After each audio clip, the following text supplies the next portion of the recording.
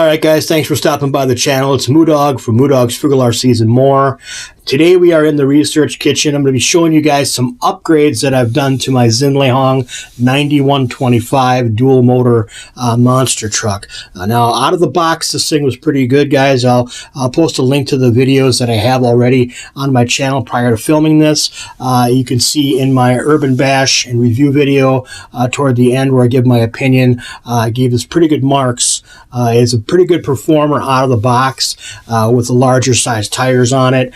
You can see that the tires on this vehicle now are quite a bit smaller and different tread pattern. And as well, I upgraded the shock absorbers on this truck as well. So first thing we're going to look at is tires. Now, the stock tires with this vehicle were quite a bit bigger, guys. I'm not going to lie.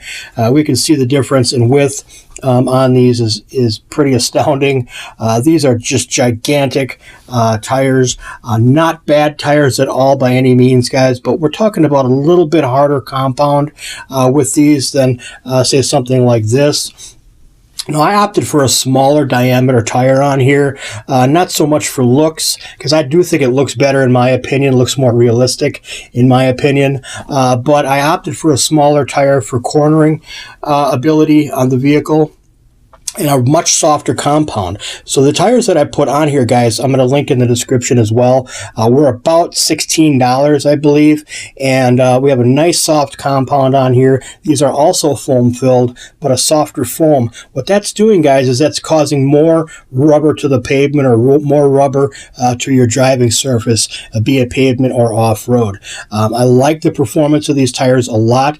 I'm able to corner quite a bit faster with these, whereas when I was using the stock tires, I had to back off or risk doing perpetual donuts.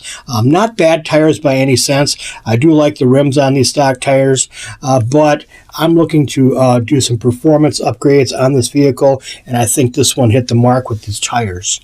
The next thing I did to this vehicle, guys, is I replaced the shock absorbers. Now, you'll know if you guys own these, this vehicle, that it has kind of red anodized cap friction damped shock absorbers, very springy, very spongy, and very bouncy.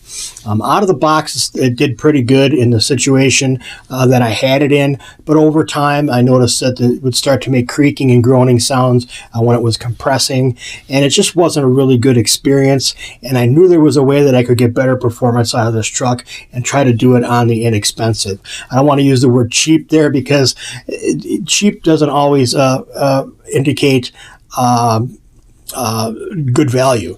Cheap means, in my way of thinking, cheap means inferior quality as well as being inexpensive. So I'm looking for frugality. I'm looking for good value upgrades. The tire is about $16 or so. The shock absorber is right around the $18 range. Let's take a quick look at those. I've already got the hood pins or the body pins pulled on that. So let's take a quick look at those. The shock absorbers on here I got from a seller on Amazon called Hobby Park, and these are medium-sized bore, a little bit bigger than the stock ones, but not quite a big bore size.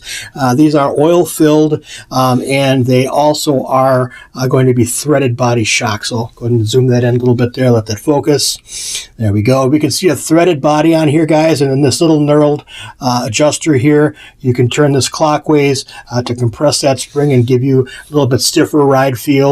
Or just leave it like I've got it right now for a little bit softer ride feel. Really easy to fill up, really easy to get set up. I actually have a video showing these shocks being set up and doing a quick kind of a rundown of these shocks. And I'll post a link in the description for that as well, so you guys can check that out at your leisure. But easy to set up, easy to install. You're going to have to probably do some modifications, and I ended up having to do one mod, and I'll show you that real quick. I'm going to zoom back in again for just a second here, guys. Sorry about all these different camera angles. Now, in order to get this to fit on here properly, this shock absorber came with larger size eyelets than the stock ones. So what I had to do is remove the stock red shocks. I had to take the bottom eyelet off of those and then install it on here. They're just threaded onto these steel rods on the bottom. There's threads. So I was able to take the ones that came stock on the blue shocks off and put the ones that were on the original red shocks on and make everything fit. So that's the only real modification I've done to this, other than on top here. Sorry about that, guys. Other than up on top here, and I'll show you that in just a second. You can see on the vehicle, I'll turn it to the side so we can get a better view. You see up on the top here that we have a little bit of a spacer between the actual shock tower and the shock absorber itself. So it's got a little bit of a ball end on it. So what I had to do is I took these, I had several of these lying about that I was able to use in this installation. And what I did was basically there's already a hole through here, and I drilled this out ever so slightly more, and I used a little bit larger size diameter screw to install the shock on there, and I had a little bit of a space between the actual shock tower and the shock body.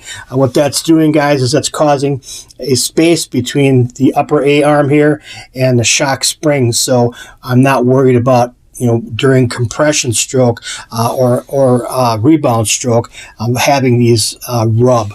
So that's kind of what I did there. So there are a couple modifications that I had to do, or that I felt that I needed to do to get this to work properly without any problems at all. But if you have the ingenuity and if you take your time and think about things while you're doing it, it's really not that difficult to do. And I think for the right around $40 spent, a little bit less, it was a very good and very inexpensive a couple of things to upgrade to get this thing to really perform well. I have really kind of grown a new attachment to this truck after doing these upgrades. I'm driving it a lot more. I've got packs all ready to go in it now. I plan on taking it out today and doing some driving with it now that the weather's kind of dried out and the dirt, it's actually dirt, not mud. So that being said, guys, it's really easy to do. All the links will be in the descriptions below. If you need any assistance on this or have any questions or comments, please put them in the comment section below, and I'll try to answer them to the best of my ability. If you like the video, give it a thumbs up. If you don't like it, give it a thumbs down. We'll pretty much see you in the next one, guys. God bless the Republic.